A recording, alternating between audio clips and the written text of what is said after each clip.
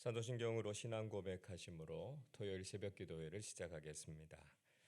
나는 전능하신 아버지 하나님 천지의 창조주를 믿습니다. 나는 그의 유일하신 아들 우리 주 예수 그리스도를 믿습니다. 그는 성령으로 잉태되어 동정녀 마리아에게서 나시고 본디오 빌라도에게 고난을 받아 십자가에 못 박혀 죽으시고 장사된 지 사흘 만에 죽은 자 가운데서 다시 살아나셨으며 하늘에 오르시어 전능하신 아버지 하나님 우편에 앉아 계시다가 거기로부터 살아있는 자와 죽은 자를 심판하러 오십니다. 나는 성령을 믿으며 거룩한 공교회와 성도의 교제와 죄를 용서받는 것과 몸의 부활과 영생을 믿습니다. 아멘. 우리 다 함께 찬송가 419장 찬송하겠습니다.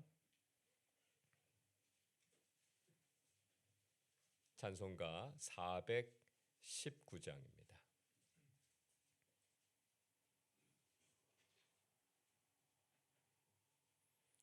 주 날개 밑 내가 편안히 쉬네.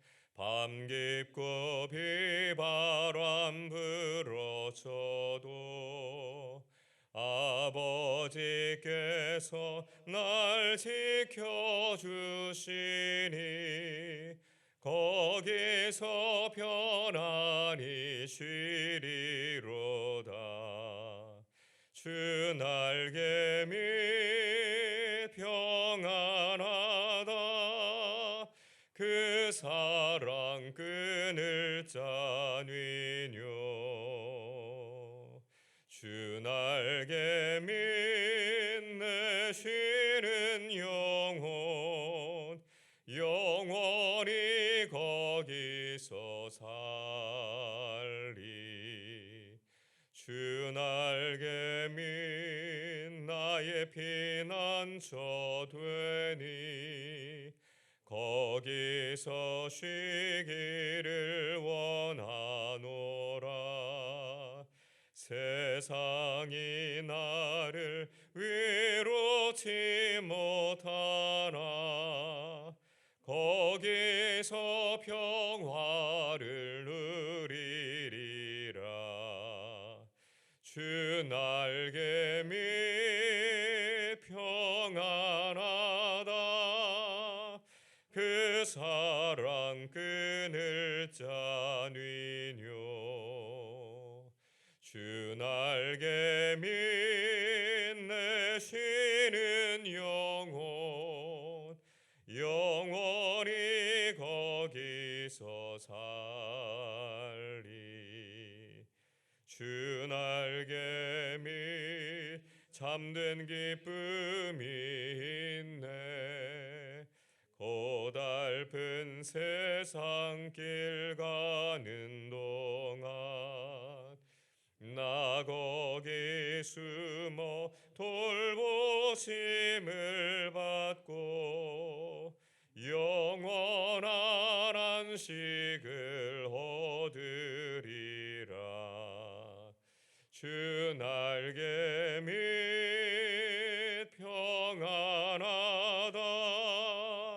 그 사랑 끊을 자니뇨.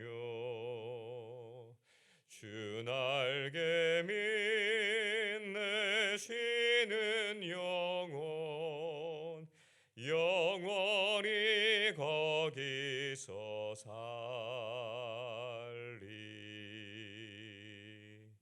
아멘.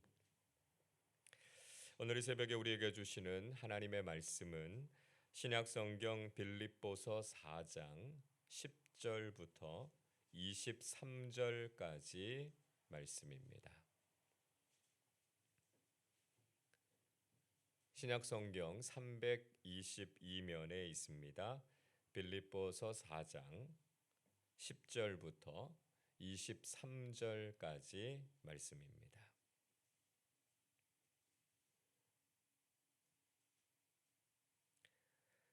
말씀을 저와 여러분이 한 절씩 교독하겠습니다. 제가 10절부터 읽겠습니다.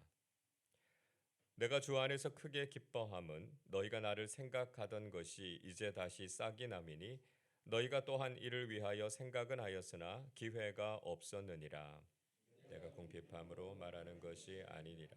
어떠한 형편에든지 나는 자족하기를 배웠노니 나는 비천에 처할 줄도 알고 풍부에 처할 줄도 알아. 모든 일 곧 배부름과 배고픔과 풍부와 궁핍에도 처할 줄 아는 일체의 비결을 배웠노라. 내게 능력 주시는 자 안에서 내가 모든 것을 할 수 있느니라. 그러나 너희가 내 괴로움에 함께 참여하였으니 잘하였도다. 빌립보 사람들아 너희도 알거니와 복음의 시초에 내가 마게도냐를 떠날 때에 주고받는 내 일에 참여한 교회가 너희 외에 아무도 없었느니라. 데살로니가에 있을 때에도 너희가 한 번뿐 아니라 두 번이나 나의 쓸 것을 보내었도다. 선물을 구함이 아니요 유익하도록 풍성한 열매를 구함이라.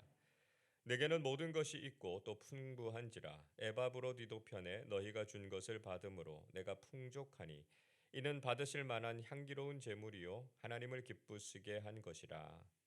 나의 하나님이 그리스도 예수 안에서 영광 가운데 그 풍성한 대로 너희 모든 쓸 것을 채우시리라.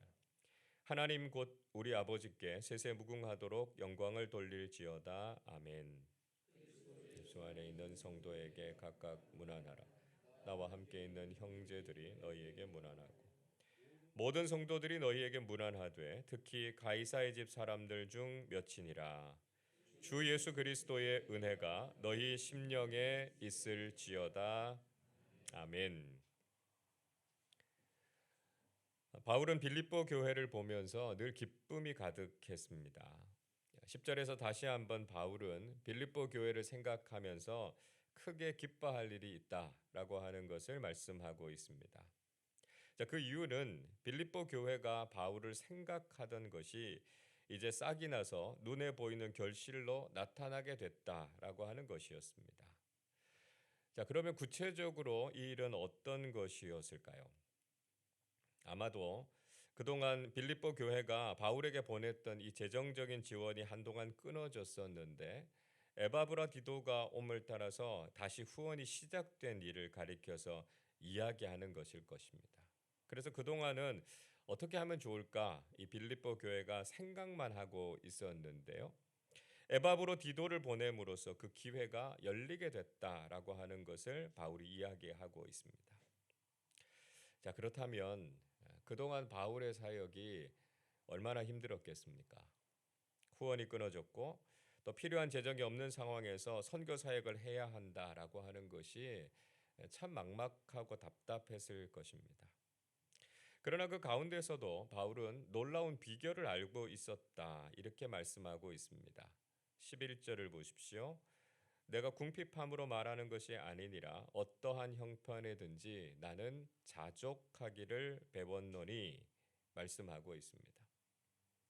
바울은 자신이 굉장히 궁핍한 상황 속에 있다가 빌립보 교회가 재정적으로 후원을 해 주었기 때문에 기쁘고 감사하다 그렇게 말하는 것이 아니라고 이야기하고 있습니다.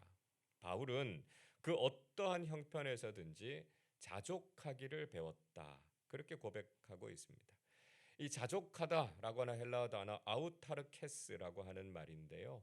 이 말은 자기 자신이라고 하는 아우토스라고 하는 말과 넉넉하다, 충분하다라고 하는 의미를 가진 아르케오라고 하는 말이 합쳐진 말입니다. 자, 그러니까 이 자족하다라고 하는 말은 자기 스스로 충분히 만족하다 그런 의미를 갖고 있다는 것이죠. 외적인 환경과 상관없이 만족하고 감사하고 있다라고 하는 것을 말하고 있습니다. 자, 바울은 구체적으로 이런 자족의 삶에 대해서 설명해 주고 있습니다. 12절을 보십시오. 나는 비천에 처할 줄도 알고 풍부에 처할 줄도 알아 모든 일 곧 배부름과 배고픔과 풍부와 궁핍에도 처할 줄 아는 일체의 비결을 배웠노라 말씀하고 있습니다. 바울은 가난에도 부유함에도 또 배부름과 배고픔에도 풍부와 궁핍이라고 하는 그 어떤 상황에서도 감사하면서 살 수 있는 비결을 배웠다라고 하는 것이죠. 그러니까 바울은 상황에 따라서 좌우되는 신앙이 아니라 한결같이 하나님 앞에서 감사하고 만족하는 삶을 살았다라고 하는 것이었습니다.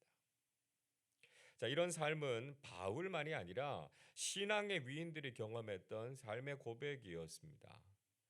요셉은 애굽의 노예로 팔려갔고 또 억울하게 감옥에 갇히기도 했지만 하나님의 선하심을 믿었고 형통한 삶을 살았습니다. 욥도 모든 것을 잃었고 그렇게 극심한 고난을 경험했지만 그는 조금도 하나님을 원망하거나 신앙을 잃지 않았습니다. 하박국 선지자도 자신의 우리와 외양간에 가축이 없었고 밭과 토지에 아무런 소출이 없었어도 하나님으로 인해서 기뻐하고 감사했다. 그렇게 말하고 있죠. 자족이란 구체적인 삶의 상황이 어떠하다고 하더라도 그에 흔들리지 않고 감사하고 찬송할 수 있는 신앙인의 자세를 말한다는 것입니다. 여러분, 예수를 믿고 살아가는 삶이라고 해서 항상 풍족하거나 평안한 것만은 아니지 않습니까? 여전히 우리의 삶에도 폭풍 같은 시련이 있고요. 아무것도 없이 궁핍하고 부족한 상황을 만나게 될 수도 있습니다. 그러나 그런 상황과 상관없이 늘 하나님 때문에 감사하고 기뻐하는 신앙인들이 될 때 우리는 자족의 비결을 깨달은 사람들이 될 수 있다는 것이죠. 자, 이렇게 자족의 비결을 깨닫게 되면 우리에게 어떤 복이 임하게 됩니까? 우리 13절 말씀 같이 읽겠습니다. 내게 능력 주시는 자 안에서 내가 모든 것을 할 수 있느니라. 아멘. 이 말씀 우리가 참 사랑하는 말씀이죠. 우리에게 능력을 주시는 하나님 안에서 우리가 모든 것을 할 수 있다라고 하는 이 말씀이 얼마나 우리에게 큰 위로와 힘이 됩니까? 그런데 바울은 이런 삶을 가능하게 하는 전제 조건이 바로 자족의 비결을 깨달은 그리스도인이어야 한다는 것입니다. 하나님 안에서 모든 것을 할 수 있는 능력은 아무에게나 주어지는 것이 아니라는 것이죠. 우리가 그 어떤 상황 속에서도 심지어는 고난과 시련이 있는 상황 속에서도 하나님께 감사하고 기뻐할 수 있는 자족하는 그리스도인들이 될 때 하나님께서는 우리에게 능력을 주셔서 모든 일을 할 수 있게 하신다는 것입니다. 그러니까 그리스도인으로서 모든 것을 할 수 있는 능력의 삶은 바로 자족의 비결에서부터 나온다라고 하는 것을 알아야 된다는 것이죠. 우리가 어떤 상황에서도 자족하고 감사하는 그리스도인들이 되셔서 하나님께서 주시는 능력으로 모든 일들을 잘 감당하는 사람들이 되실 수 있기를 바랍니다. 자, 동시에 바울은 자신이 혼자서 이 모든 사역을 감당할 수 있었던 것이 아니다라고 하는 것을 분명히 이야기하고 있습니다. 14절 보시면 바울은 빌립보 교회가 바울의 모든 고난과 괴로움에 함께 참여해 준 것에 대해서 칭찬하고 있습니다. 바울에게 힘든 상황이 있었을 때 기도와 물질로 동참해 준 동역자들의 힘이 그만큼 컸다라고 하는 것이죠. 15절에서 이렇게 말씀합니다. 빌립보 사람들아 너희도 알거니와 복음의 시초에 내가 마게도냐를 떠날 때에 주고받는 내 일에 참여한 교회가 너희 외에 아무도 없었느니라 말씀하고 있습니다.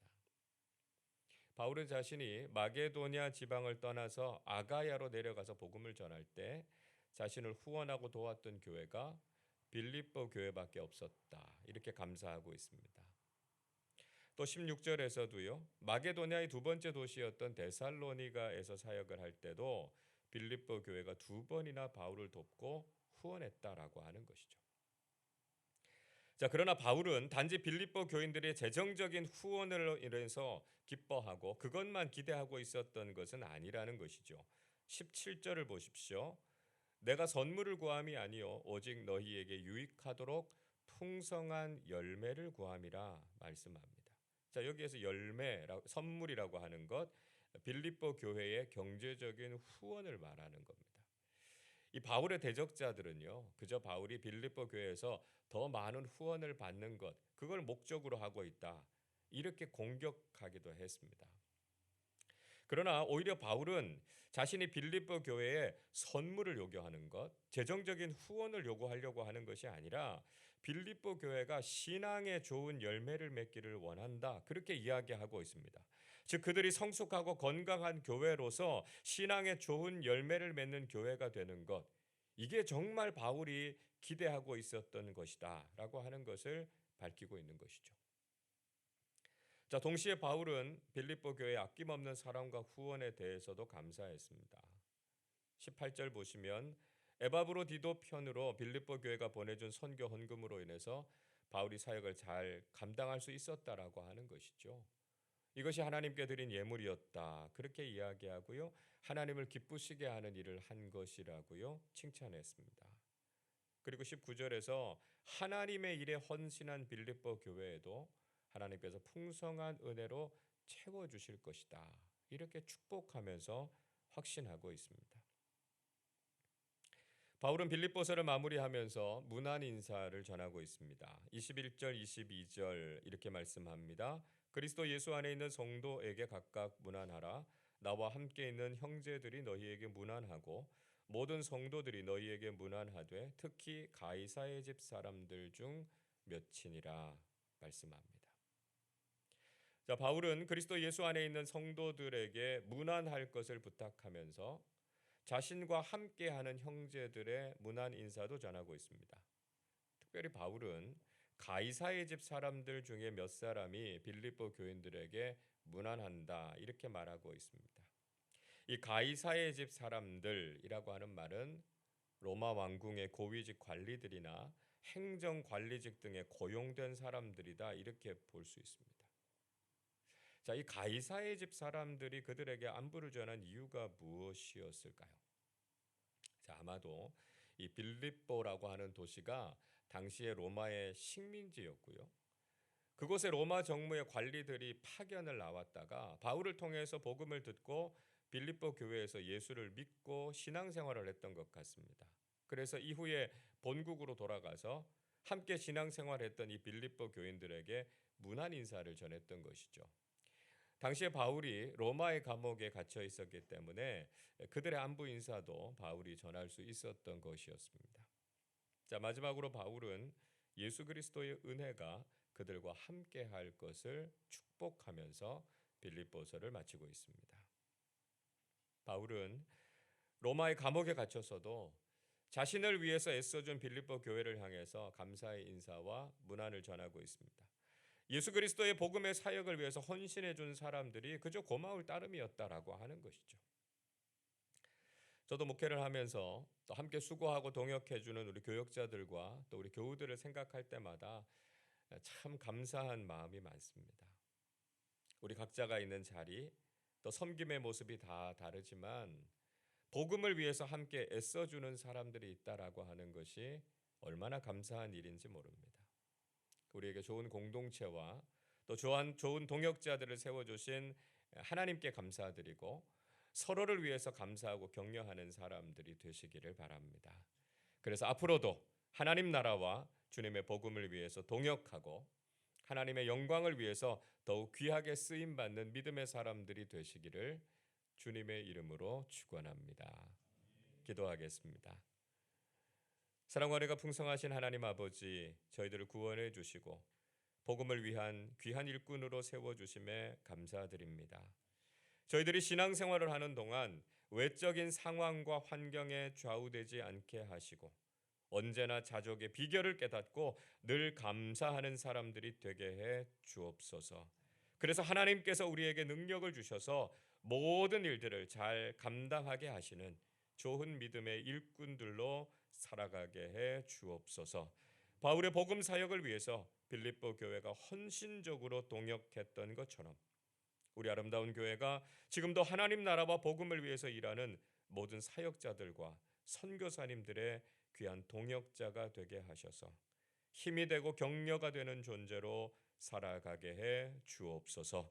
오늘도 우리 각자에게 맡겨진 귀한 사역들을 감당하면서 하나님 나라와 교회 공동체를 잘 세워가는 귀한 일꾼들 되게 하시고 주님을 기쁘시게 하는 삶을 살 수 있는 믿음과 능력을 더해 주옵소서. 감사드리며 우리 주님 예수 그리스도의 이름으로 기도하옵나이다. 아멘.